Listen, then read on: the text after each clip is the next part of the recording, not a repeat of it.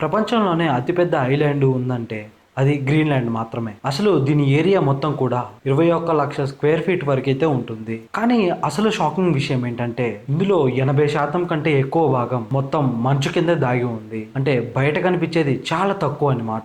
Just 20% మాత్రమే. దీన్ని రాజకీయం కనుక చూస్తే ఐలాండ్ డెన్మార్క్ కంట్రీలో ఒక పార్ట్. కానీ ఇది నార్త్ అమెరికాలో అయితే కనిపిస్తూ ఉంటుంది. ఇక్కడ ఉండే మంచు గురించి అయితే చెప్పాలి అంటే ఇది ఎంత పెద్దది అంటే ఒకవేళ మంచు మొత్తం కరిగిపోతే సముద్ర మట్టం మొత్తం కూడా దాదాపు 7 మీటర్స్ వరకు అయితే పెరుగుతుంది. అంటే ఎంత ఎక్కువగా ఉంటుందో ఒక్కసారి ఊహించుకోండి. అక్కడ జనాభా కూడా చాలా తక్కువ మందే ఉంటారు. కేవలం 56,000 మంది మాత్రమే ఉంటారు. మన ఇండియాలో ఒక స్టేట్ లో కంటే ఎంత తక్కువ మంది అయితే ఉంటారో అక్కడ అంత తక్కువ మంది ఉంటారన్నమాట. ఆ దేశంలో ఉండే జనాభా చాలా తక్కువ. అక్కడ యూనివర్సిటీకి సంబంధించిన వాళ్ళైతే ఉంటారు. అయినా అక్కడ గ్రీన్లాండ్ అందం గురించి చెప్పాలి అంటే అక్కడ ఫ్లోరస్ గేలియల్స్ నార్టర్న్ లైట్స్ అయితే చాలా ఫేమస్ అనమాట. అక్కడే మెయిన్ అట్రాక్షన్ అని కూడా అంటారు.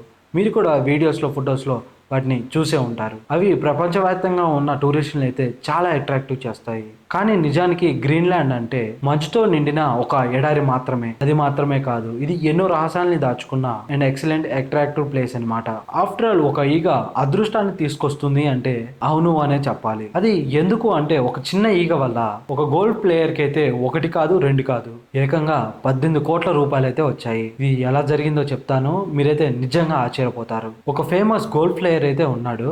గోల్ఫ్ లో చివరి స్టేజ్ లో అయితే ఉన్నాడు. అతను కొట్టిన బాల్ అయితే హోల్ లోకి వెళ్ళడానికి సరిగ్గా దగ్గరకు వెళ్ళింది. అక్కడికి వెళ్ళి ఆగిపోయిన తర్వాత అందరూ కూడా ఇతడు ఓడిపోయాడు అని అయితే అనుకున్నారు. ఆ టైంలో సడన్ గా ఒక ఈగ వచ్చి ఆ బాల్ మీద ఆగింది. అంతే, ఆ ఈగ వాళ్ళని వెంటనే ఆ బాల్ హోల్లో పడిపోయింది. చూసిన వాళ్ళంతా కూడా చాలా షాక్ అయిపోయారు. ఇది ఎంతో గ్రేట్ మూమెంట్ అనే చెప్పుకోవాలి. ఈ ఛాంపియన్షిప్ ని BMW అయితే స్పాన్సర్ చేసింది.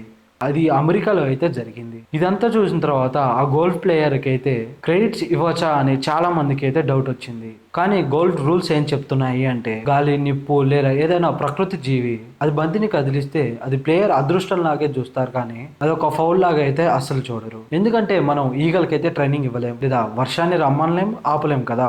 గోల్ఫ్ రూల్ పాయింట్ 11.1 ప్రకారం ఏదైనా బాల్ జీవిని టచ్ చేస్తే అది గోల్ఫ్ లాగానే అయితే చూస్తారు. అంటే అది సరైనదే అనే అర్థం. ఈ ఇన్సిడెంట్ జరిగిన తర్వాత ఈగనైతే కెమెరామ్యాన్స్ అయితే ట్రాక్ చేయడానికి అయితే చూశారు. కానీ అది వెంటనే ఎటో మాయమైపోయింది. ఈ చిన్న ఈగ ఒక గోల్డ్ టోర్నమెంట్ రిజల్ట్స్ అయితే మార్చేసింది.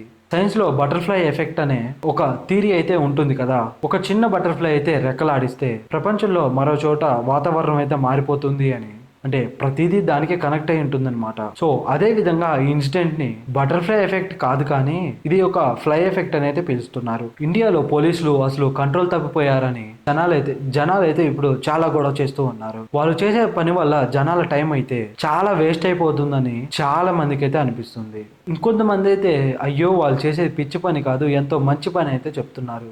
అసలు విషయం ఏంటంటే ముంబై, ఢిల్లీ అలాంటి పెద్ద పెద్ద సిటీస్లో అయితే సిగ్నల్ లైట్ దగ్గర అయితే ఒక డెసిబుల్ మీటర్ అయితే పెట్టారు. ఈ మిషన్ ఏం చేస్తుందనే కదా, మీరు ఎప్పుడైనా ట్రాఫిక్ జామ్ లో ఇరుక్కుపోయినప్పుడు అక్కడ 1 నిమిషం టైం అయితే స్టార్ట్ అవుతుంది కదా. ఆ టైం అయిపోగానే అక్కడైతే ట్రాఫిక్ క్లియర్ అయిపోతుంది. అక్కడే ఒక పెద్ద ట్విస్ట్ అయితే ఉంది. ఈ మిషన్ పెట్టాక కూడా అక్కడ ఎవరైనా అనవసరంగా హార్న్ కొడితే అది 85 డెసిబుల్స్ కంటే ఎక్కువగా వస్తే ఆ ట్రాఫిక్ టైమర్ అయితే మళ్ళీ రీసెట్ అయిపోతుంది. అది స్టార్టింగ్ నుంచి అయితే టైం పడుతూ ఉంటుంది. మొదటి నుంచి మీరు అంతేసేపు ఆ ట్రాఫిక్ లో అయితే ఆగాల్సి వస్తుంది అనమాట. చాలా మంది అయితే ఈ కొత్త సిస్టమ్ అయితే చాలా మంచిగా మెచ్చుకుంటున్నారు. టైమర్ నడుస్తున్నప్పుడు అనవసరంగా హార్న్ కొట్టాల్సిన అవసరం ఏముంది అని. ఈ కొత్త పనిష్మెంట్ విధానం వల్ల ఇకపై అనవసరంగా ఎవరు కూడా హార్న్ కొట్టరు అని ఎవ్వరూ కూడా ముందుకు రారు. హార్న్ కొడితే ఎక్కువసేపు అక్కడే ఆగాల్సి వస్తుంది. నిజంగా ఈ కొత్త సిస్టమ్ అయితే బాగుంది కదా. ఈ సిస్టమ్ మీకు ఎలా అనిపించింది? అంటే మీరు ఎవరిని సపోర్ట్ చేస్తారు? బాగుంది అన్న వాళ్ళని సపోర్ట్ చేస్తారా లేదా బాగలేదు